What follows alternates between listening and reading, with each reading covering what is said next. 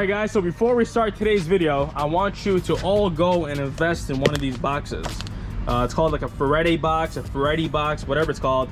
I'll put the link in my description. But if you have any keyless entry car with one of these fobs where you don't have a regular key like this, get you one of these things. Especially if you live in not so good of a neighborhood, this thing will protect your car from getting stolen. It's like a $20 investment. You cannot beat that, and I'll show you how it works. So I use this myself. I mean, although my car stays in the garage, it's better to be safe than sorry. I got my spare key for my track hawk in there. I got my Hellephant key, but still has a red eye fob on there. And I got my other track hawk key, which I use on daily. So I'm gonna put all the keys in here. Let me show you that it works. So here's my key for my red eye. Lock. Oops. Unlock. Now I want to show you something. So when you put your key in here, it's supposed to block like any kind of signal that goes into this. And now the whole purpose of this is a while back, and I think it's still going on now, there's this small device, right? I don't know the name of it. If I do remember, I'll put it over here somewhere. But what happens is, let's say you're inside your house, you got your key sitting, you know, on your table or by your dresser. This device will actually pick up the signal from inside the house of the key fob, and they'll have like another set of this black box, and it will trick the car to think that key is here when it's really not. So they can unlock your car, get into it, start it, and drive off, and your key is sitting inside your house. So what this does is it blocks that signal. So if your keys are sitting in this box, nothing can pick up from it. And let me show you how sensitive it is. It's crazy. So the key's in the box now. As you can see, it's fully sealed. We'll close it all the way. Nothing. It was already unlocked before. I didn't unlock it when I touched the handle. But see, nothing's happening.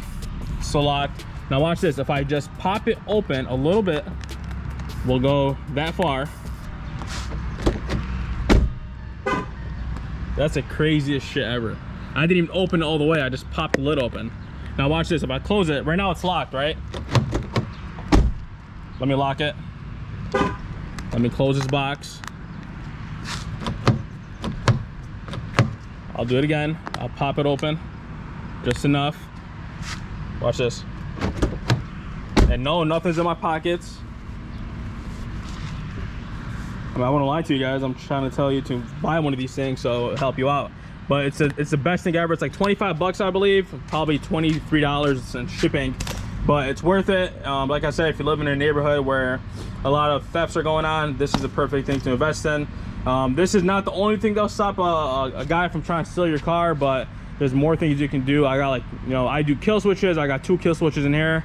I invest in one of these boxes. I mean, it sucks that you have to do these things to kind of protect your car, but it is what it is. So enough with that. Getting into today's video, as you can see from the title and the thumbnail.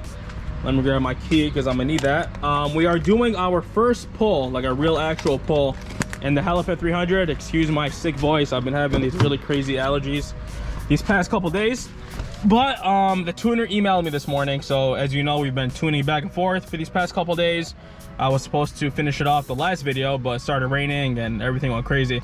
But we are back now. We're having nice weather for these next couple days. So I hope we get it all said and done by this weekend, because we got a cruise going on. He requested a pull from 4th gear at about 1500 RPM, which is right over there, until shift point. So 4th gear, we'll downshift it. I'll explain more when we're actually driving. I'll downshift it to 4th gear. I'll get it set over here somewhere, and then we'll go full open throttle until it shifts at probably 6500, I believe is what it's set at. And we'll record that using our HP tuners. My device is plugged into my laptop. I'll record that, I'll email to him, and then if everything looks good, we'll go on to the next step. I think we're almost done. I don't think we have too much more to go. The car runs really good. It has no problems what I see, but the tuner, of course, knows more than what I do. So he's adjusting what he knows needs to be adjusted, and then once that's all said and done, then we can actually start racing and get into all that fun stuff. But now I gotta start it. I'm gonna leave it running until it gets warm. And I also updated it. I updated the car with the recent tune that he sent me. So he sent me a new file. I put it into the car. The check engine light went away. I don't know if it's gonna stay away or just gonna come back because the car reset itself, but we'll find out later on. So let the car warm up to operating temp. Let me show you how I check on that. I like to check on the oil level, the temperature of it, make sure it's hot enough. You know, I don't like to get on the car when it's really cold. That's an obvious thing not to do. So I like to go into the performance pages over here, and I'll show you what I look into. I don't know why, but like on every SRT I had, the performance pages take forever to load. It's not only on this car. Performance pages, it does this for like 20 minutes. But there we go. As you can see, the oil temp is still cold. I like to get it around 200-ish. Then I'm comfortable on getting on the gas because the car is warmed up. But after we're done with that, I want to show you guys this cool feature that only the red eyes have, and that's this chiller mode, right? So right now the AC is blowing through the vents. As you can see, I got the AC on. It's pretty hot out, 91 degrees. Well, when you actually want to race or taking it to the track, of course, when your car is running a lot cooler, especially with these supercharged cars, it gives out better performance. So what happens is, right now the AC is blowing out. I'll click on the chiller button, click on chiller, do this, and then you see the supercharger cap turns blue. And now the AC is not blowing cold in here anymore. It's actually cycling it to the supercharger and keeping it cool. So it says that over there too. So right now, if the car was hot enough, I won't be able to touch the supercharger because of how hot it is. But now look at that. Like, I can literally just keep my hand on there all day. It stays really cool. It's good when you're racing or taking it to the track. It's a really good performance option. And I think it only comes on the Hellcat, not the Hellcat, the Red Eyes and the Demons. But we are not racing, so I'm gonna shut that off.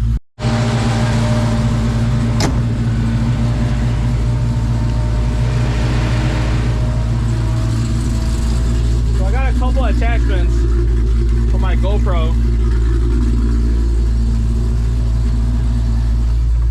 This thing's loud. I don't know if you can hear me right now, but I got one of these suction cups so we can stick it on here or something while driving, so I don't have to hold the camera in one hand. And I got this thing I've already used before, my Trackhawk. I just put it around my head and I can use both my hands while driving. But I think we're almost at operating temp. Let me check it real quick, and then we're gonna head out. Yep, we're at 195. I'll give it about another couple minutes. We'll head out and then get this pull done. All right, guys, we're good to go. I got my brother with me here. He's gonna be holding the laptop. The last time I did it by myself, it's really hard. It's actually pretty dangerous because I'm holding the laptop with one hand because I'm stopping it and recording at the same time, and then I'm driving with one hand, so that wasn't the best idea. So I have him with me. He's gonna be recording when I'm doing the hit, and then he'll just stop it after the hit is done. But we are at operating temp. It's at 217 right now, which is perfectly fine. Everything else looks pretty good. So we're gonna hop on the freeway, get our pull in. So it'll look something like this. I'll put it in track mode like that. And then we'll do, so he wants a 4th gear 1500, so we have to go lower. So 4th gear looks like that.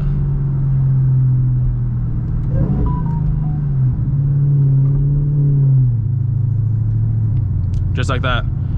So like, yeah, about 30 miles per hour, then we'll do a hit till shift. That's perfect right over there. So what is your next car gonna be? I might look into a 2008 Breeze. What do you have right now? 2007, 200,000 clean baby miles. Are you happy with what you got? Yes, because I care more about a house than a car. You want to do some data logging in your Prius after we're done? No. Why? I don't think I'll handle it. Okay, race my Trackhawk. I'll give you 10 whole cars off a dick. 10. So we'll count 10 cars. I swear to God, I'll beat you. All right, so is that a deal? Yeah, but I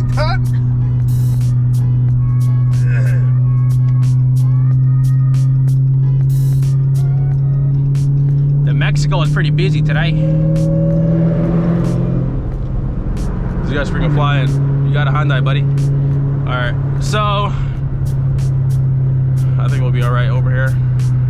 When I tell you to record, you're gonna hit the record button, okay? Let me get 4th gear.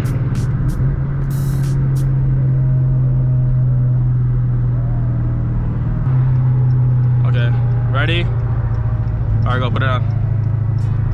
Ready? Go.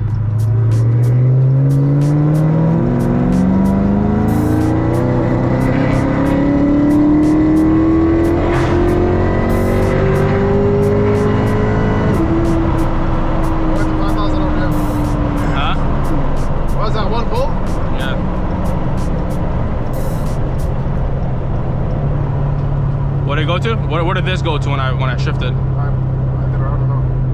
What was that? 5,000. That's what you wanted. 4,000. Where's the data? Where's it? How do you know it was saved? This is all recording, so when you stop, it's gonna save it, and then we'll save it as a file. Okay, so went out. I think that's it. That was fourth gear, 1500. Yeah. So no, it's good. So stop it. Okay, do log file. Save as. Movie figure. And then desktop. See how I have these saved? Do the same thing. Hellephant log, all caps. All caps.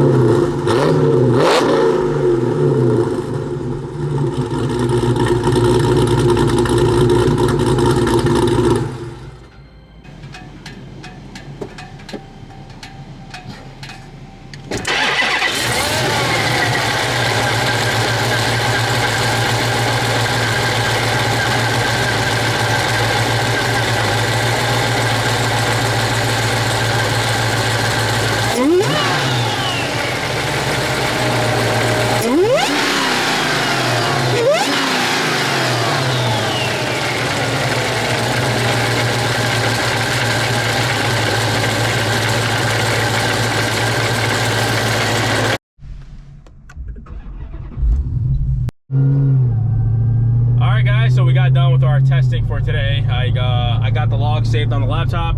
I got to connect to the Wi-Fi real quick, email that over to him, and then we should, I think we should be good. I got an appointment with him 9 in the morning. We're supposed to be tuning all day on Friday, so hopefully we get it done by then. That way on the weekend it's gonna be ready for the cruise we got going on. But I did a couple clips for you guys, an exhaust rev and a flyby. I didn't go too crazy, like I said. I don't want to go all nuts on it without the tune being 100% perfect. So let me know what you guys think. I know in person I can hear the difference.